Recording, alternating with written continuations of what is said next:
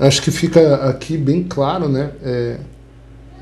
Como é difícil, né? Inclusive para gente que tá se apercebendo nesse caminho, é tentar traduzir o invisível, né? Tentar traduzir aquilo que está para além dos sentidos, mas que é totalmente real, perceptivamente, e como causa e efeito, né? Ao longo do caminho, que você vai pensando diferente, as suas atitudes vão mudando, e o efeito disso vai mudando. Talvez a tua vida externa não aconteça nada estonteante aos olhos humanos, né? Um sucesso, uma fama, todas essas coisas que o coletivo busca, mas uma sensação de paz, de equilíbrio que vai brotando dentro de você, e que isso, né, te dá o ímpeto, né? Isso te dá uma clareza de que você quer compartilhar isso com alguém. Mas veja, como compartilhar um bem-estar, né? E esse bem-estar seguido por repugnância de si mesmo, porque você começa a oscilar, né? Porque agora você está entrando num estado do teu ser e rivalizando com aquele estado anterior que você achava que era legal, né? Não, e eu falo isso porque eu já estive numa condição dessa. É óbvio que eu não me lembro o estado, mas eu queria sempre ir a algum lugar porque provavelmente o presente, aquele estado do agora, não me capacitava, né? Não era confortável, senão eu não estaria nessa gangorra, né? E hoje eu vejo que eu preciso... Vamos, mas se tiver aqui tá tudo bem também. Primeiro nós temos uma consciência humana, uma consciência individual, né? Que é um emaranhado cósmico, né? Porque aí você tem impulsos do teu ego, você tem a tua consciência pura ali enclausurada, tentando expressar a natureza dela, obstruída pelos teus impulsos do seu ego. Esse ego é particular. Eu tenho um, a Flávia tem outro, Roberto tem outro, a Adriana, Solange, Suzy, Rafael, cada um tem um ego próprio, né? Que é um resultado dessa história, dessa atração e repulsão da vida de cada um. E elas são completamente diferentes, né? Se a gente pegar gêmeos e colocar eles no mesmo estabelecimento e ter vidas iguais, eles terão egos, impulsos totalmente diferentes, porque foram concebidos numa condição diferente, tiveram experiências diferentes, receptivas, ativas, e criou esse emaranhado que somos nós, que é essa consciência humana. Essa consciência humana, ela tem um semear e colher. Esse é um âmbito. Nós temos, em paralelo a isso, uma consciência coletiva, onde tem um monte de seres semeando e colhendo. Uma vez que você se sustente nesse caminho espiritual, e eu estou num ponto que isso para mim é totalmente factual, é totalmente verídico, eu sou sustentado pela parte espiritual e não por esse corpo, pelas minhas relações daqui.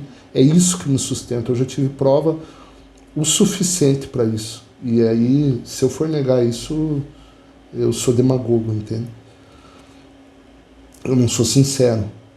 E eu consigo ver esse conflito entre uma condição coletiva, né, que te pressiona, que te coloca que você parece um ioiô, né, que a gente não controla, né, esse consciente coletivo.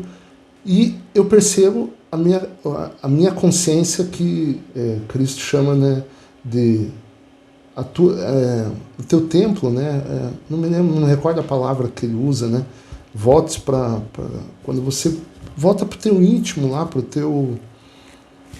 Daqui a pouco eu lembro a palavra. Isso é o seu local, que é o teu íntimo, é o teu santo dos santos. A consciência coletiva não consegue penetrar. E é isso que vai te dar esse esse poder criativo que ele chama, essa sustentação, seja ela de que maneira for. Veja, a gente não pode esquecer que a gente está muito confundindo condição de vida com vida. A vida acontece independente da condição de vida. Seja eu morando numa tapera ou num castelo. Isso é condição de vida. A vida acontece antes disso. Veja, um Jesus iluminado chega em casa, está se preparando para começar aquilo que ele entende como a missão de vida dele e não tem pão para comer. Não tem pão para comer. Ele materializa um pão, né, para sustentar a família dele ali e para ele comer. Ou seja, essas condições de vida eram precárias, muito, tanto para ele quanto para as pessoas que estavam em torno dele, como ele fala dos discípulos, né?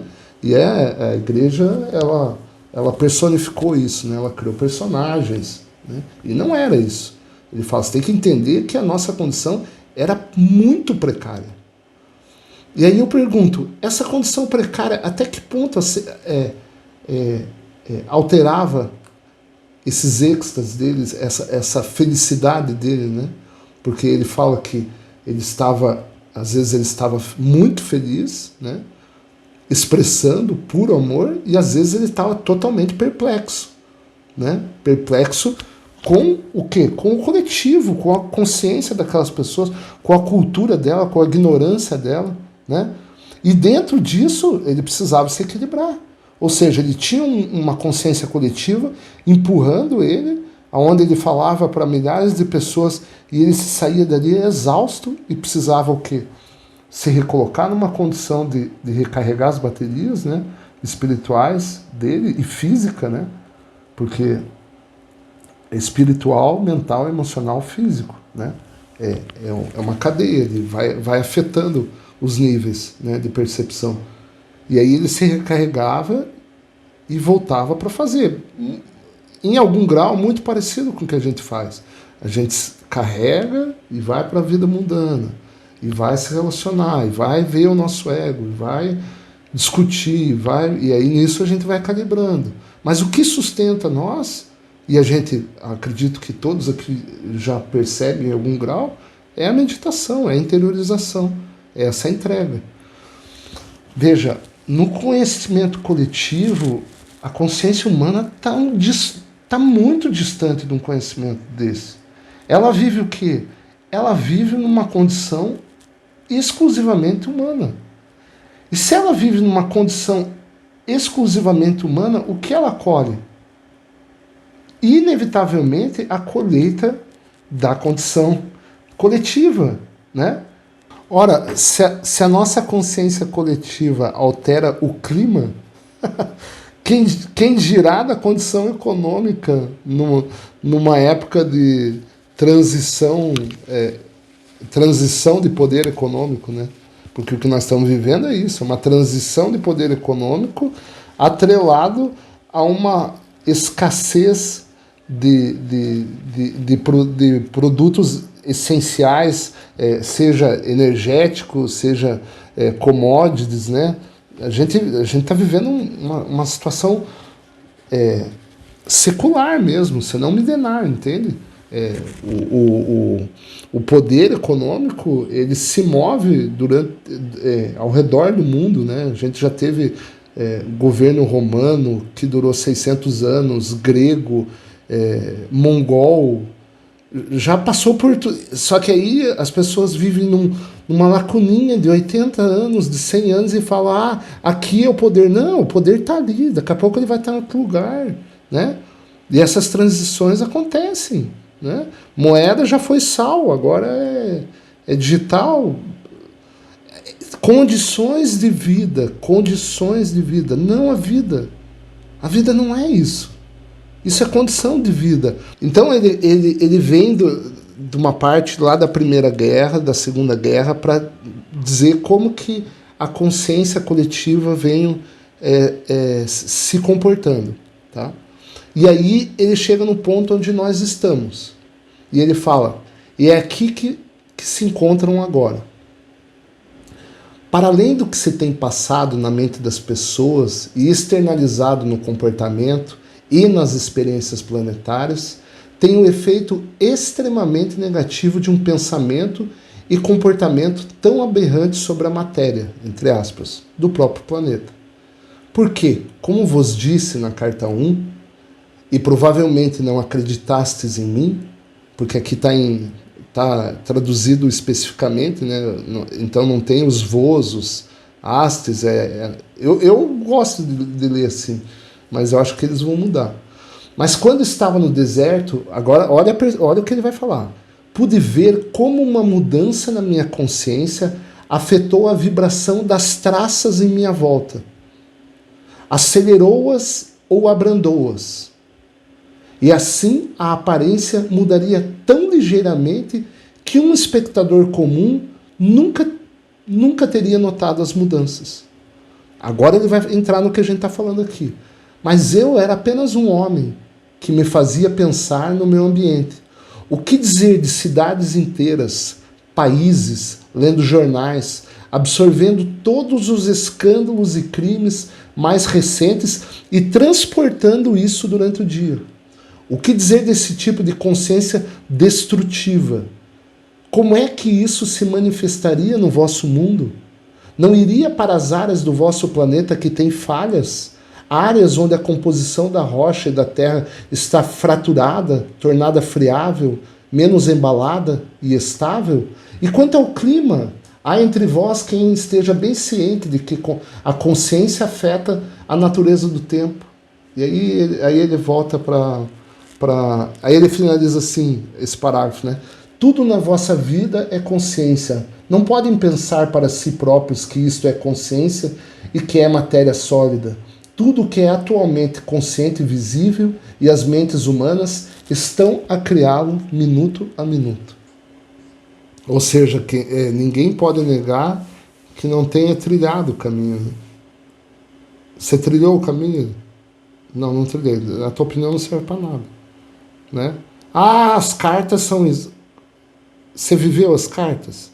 Você viveu ela, mais do que Deus, você viveu ela? Não, não vivi, então não presta para nada a tua opinião. Ué, você não viveu?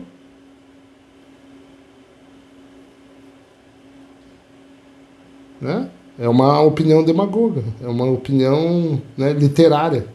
Ah, eu li, cheguei a uma opinião. Não, você só leu o cardápio, você não comeu, você não fez digestão desse cardápio, você não pode dizer se é bom ou ruim.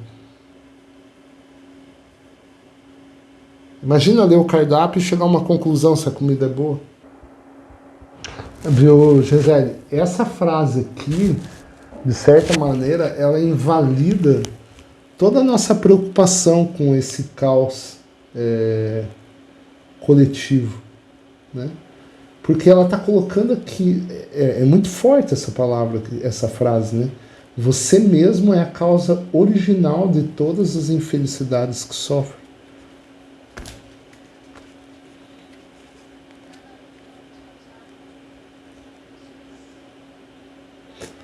A questão é que quando você é consciente, você tem a capacidade de escolher.